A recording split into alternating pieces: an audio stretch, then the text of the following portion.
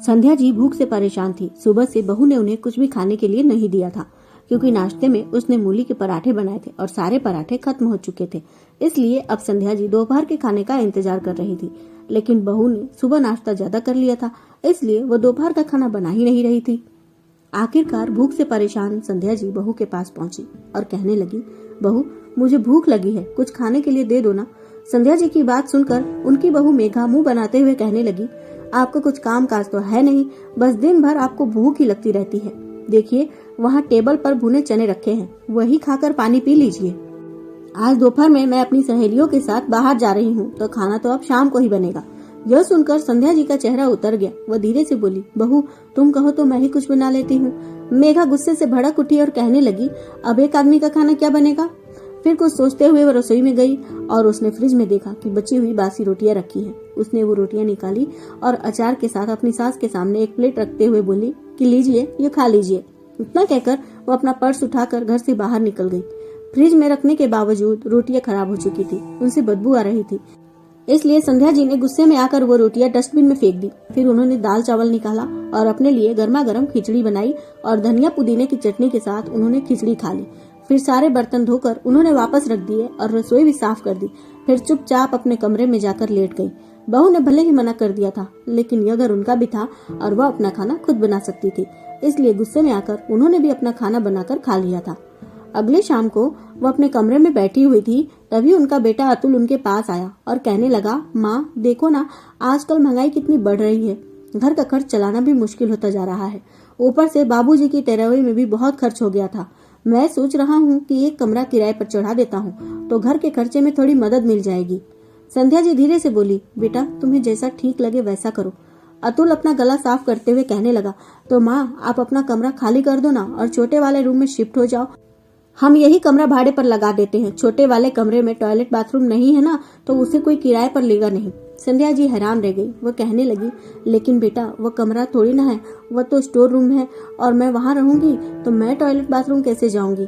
अतुल कहने लगा, आप आंगन वाले टॉयलेट में चले जाना ना, आप तो घर की ही हो, आपको कोई दिक्कत नहीं होगी, लेकिन किराएदार जो आएगा उसे तो सारी सुविधाएं चाहिए ना। वैसे भी यह कमरा बहुत बड़ा है और बाबूजी के गुजरने के बाद आपको इतने बड़े कमरे की क्या जरूरत है। संध्या जी खामोश हो गई। फिर कुछ सोचने के बाद उन्होंने कहा, तुम छत पर बना हुआ कमरा भी तो किराए पर दे सकते हो ना, उस कमरे में तो सारी सुख सुविधाएं मौजूद ही हैं। अतुल कहने लगा, नहीं माँ, वह कमरा हमने मेहमानों के लिए रख छोड़ा है। आपको तो पता ही है कि मेघा के मायके से कभी भी कोई मिलने के लिए आ जाता है, ऐसे में एक कमरा तो मेहमानों के लिए रहना ही चाहिए। संध्या जी समझ गई कि बेटे ने सोच लिया है तो वह उनका कमरा ही किराए पर देगा, और वैसे भी वह बुढ़ापे में पूरी तरह से बेटे बहू पर ही निर्भर थी, इसलिए उन्होंने भी बेटे की बात मान लेने में ही अपनी भलाई समझी। उन्होंने अपना थोड़ा बहुत सामान समेट लिया और छोटे वाले कमरे में चली गई। वहाँ पुराने सामानों के बीच रहते हुए उन्हें घुटन सी महसूस होती थी, लेकिन फिर भी किसी तरह वह जिंदगी के दिन काट रही थी। किराएदार भी आ चुका था और सब कुछ पहले की तरह सामान्य रूप से चलने लगा था। घर में जो किराएदार आया था उसका नाम अशोक था। अशोक एक एनजीओ में कार्य करता था। जब उसने घर में संध्या जी को उपेक्षित अवस्था में देखा तो उसे बहुत बुरा लगा। धीरे धीरे संध्या जी से उसका लगाव बढ़ता चला गया। संध्या जी भी किसी अजनबी को अपने प्रति चिंतित होते हुए देखती थी तो उन्हें भी बहुत अच्छा लगता था। बेटे बहू तो उनसे कोई मतलब नहीं रखते थे। बहू बचा हुआ खाना उनके आगे फेंक जाती थी और बेटा तो कभी उनके कमरे में झांकने के लिए भी नहीं आता था। संध्या जी तो बहुत पहले ही समझ चुकी थी कि उनका बेटा बदल चुका है, लेकिन फिर भी वह आंखें मूंद कर सब कुछ देखते हुए भी अनजान बनकर वहां पर पड़ी हुई थी, क्योंकि बुढ़ापे में और कोई सहारा तो था नहीं। घर का खर्च बेटा ही चलाता था, इसलिए वो 2 रोटियों के लिए भी बेटे की मोहताज बनकर ही रह गई थी। कभी कभी उन्हें बहुत रोना आता था, क्योंकि उनके पति गिरधर जी भी बेटे की लापरवाही की वजह से ही इस दुनिया से गए थे। कहीं न कहीं संध्या जी को पता था कि उनकी मृत्यु के जिम्मेदार उनके बेटे बहू ही है, लेकिन वह मुंह खोलकर कुछ बोल नहीं पाती थी। जब गिरधर जी काम पर जाते थे तो घर में पति पत्नी दोनों का खूब मान सम्मान होता था। गिरधर जी अपनी सारी सैलरी से घर संभाले हुए थे, लेकिन जब वो काम करने में असमर्थ हो गए तब उन्होंने अपने बेटे से कहा कि घर के खर्चे में वह भी सहयोग किया करे। अतुल को यह बात नागवार गुजरी, क्योंकि जब तक पिता घर चला रहे थे वो अपनी सारी कमाई बचा लिया करता था, लेकिन अब उसे मजबूरन घर के खर्च चलाने पड़ रहे थे। धीरे धीरे उसे माता पिता का खर्च बोझ लगने लगा, लेकिन वह मुंह खोलकर कुछ बोल नहीं पाता था। इसी बीच एक बार गिरधर जी की तबीयत बहुत खराब हो गई। डॉक्टर के पास जाने पर पता चला कि उन्हें निमोनिया हो गया है। डॉक्टर ने थोड़ी महंगी दवाइयाँ दी थी, लेकिन अतुल आधी दवाई ले आया और आधी दवाइयाँ वो लाया ही नहीं। शुरुआत में गिरधर जी की हालत थोड़ी संभल गई, तो उसने दवाइयाँ बंद कर दी। गिरधर जी ने भी ज्यादा ध्यान नहीं दिया, लेकिन एक रात उन्हें सांस लेने में दिक्कत होने लगी। तब संध्या जी घबरा गई। उन्होंने आधी रात को ही बेटे के कमरे का दरवाजा खटखटा कर कहा, बेटा चलो, तुम्हारे बाबूजी की तबीयत खराब हो रही है, हम उन्हें डॉक्टर के पास लेकर चलते हैं। अतुल कहने लगा, माँ अभी मुझे सोने दो, मुझे बहुत नींद आ रही है, हम सुबह बाबूजी को डॉक्टर के पास लेकर चलेंगे। संध्या जी रात भर बेचैनी से पति के पास बैठी रही। कभी वह उनकी छाती पर तेल गर्म करके मालिश करती थी तो कभी भाप दिलवाती थी, लेकिन होनी को तो कुछ और ही मंजूर था। सुबह तक गिरधर जी के प्राण पखेरु उड़ चुके थे। घर में मातम का सन्नाटा पसर गया। अतुल रोने धोने का नाटक करने लगा। बहू तो ऐसे फूट फूट कर रो रही थी जैसे वह अपने ससुर जी का जाना सहन ही नहीं कर पा रही थी, लेकिन सबसे ज्यादा गहरा आघात संध्या जी को ही लगा था। वह तो कुछ बोल ही नहीं पा रही थी। उनकी आंखों से आंसू बह रहे थे और होंठ कांप रहे थे, मानो वह चीख चीख कर कहना चाह रही हूँ कि अब रोने का नाटक क्या करते हो, तुम लोग ही अपने पिता की मृत्यु के जिम्मेदार हो। लेकिन वह कुछ बोल ही नहीं पाई। बेटे ने बहुत अच्छे से सारे कर्म कांड निपटाए और मृत्यु भोज भी बहुत शानदार हुआ। लेकिन संध्या जी के मन में यह बात चुभ गई थी कि अगर बेटे ने लापरवाही ना दिखाई होती तो शायद उनका सुहाग आज भी सही सलामत होता। उसके बाद अचानक से ही बेटे बहू के व्यवहार में बहुत बड़ा परिवर्तन आ गया था। संध्या जी भी आहत हो चुकी थी, तो वह भी अब उनसे कोई उम्मीद नहीं रखती थी। लेकिन भीतर ही भीतर यह बात उन्हें खाई जा रही थी कि ऐसे बच्चों को वह कोई सबक नहीं सिखा पा रही है। एक दिन अशोक उनके पास आया और उसने उन्हें कुछ बातें समझाई, जिसे सुनकर संध्या जी की आंखों में एक चमक सी आ गई। अगली सुबह संध्या जी अपने बेटे बहू के पास आई और कहने लगी, सुनो, मुझे तुम लोगों से बहुत जरूरी बात करनी है। मुझे महसूस हो रहा है कि तुम लोगों को मेरे साथ रहने में बहुत दिक्कत महसूस हो रही है, इसलिए मैंने सोचा है कि अब से मैं वृद्धाश्रम में रहूंगी। बहू तो संध्या जी की बात सुनकर खुशी से उछल पड़ी।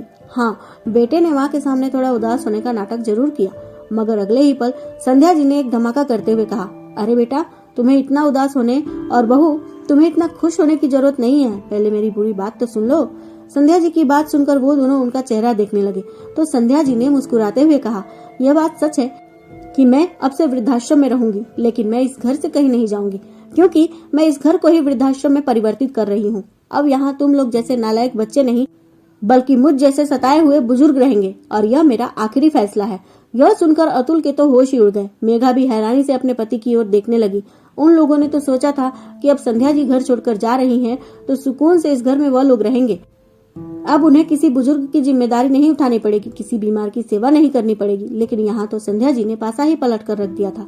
माँ की बात सुनकर अतुल गुस्से से कहने लगा, तुम्हारा दिमाग तो खराब नहीं हो गया है?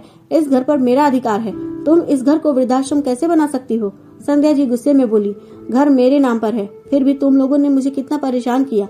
छोटी छोटी बातों के लिए मुझे अपमानित किया, बीमारी में मेरी देखभाल नहीं की, मुझे खाने पीने के लिए भी तड़पा कर रख दिया। इलाज के अभाव में तुम्हारे बाबूजी भी गुजर गए, और अगर मैंने कोई कठोर कदम नहीं उठाया तो मेरा भी वही हश्र होगा।